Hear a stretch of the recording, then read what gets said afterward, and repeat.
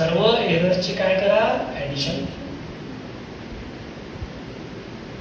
आणि याला कशाने डिवाइड करा, n. हा झाला मीन ऍब्सोल्यूट एरर. कोणता एरर, मीन.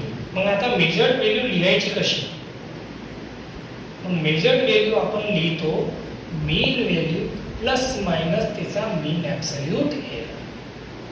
व्हॅल्यू प्लस मायनस म्हणजे हा काय निघाला आपला एरर, आणि हे काय झाली आपली मीन व्हॅल्यू. काय झाली, मीन व्हॅल्यू. लक्षात आलं?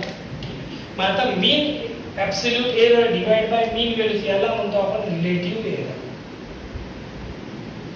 मग रिलेटिव्ह एररचा फॉर्म्युला काय झाला, डेल एम अपॉन एन. म्हणजे mean absolute error divide by mean value. आणि जर मी याला 100 नी मल्टिप्लाय केला तर तो बनून जाते percentage error. Del M divide by M into 100.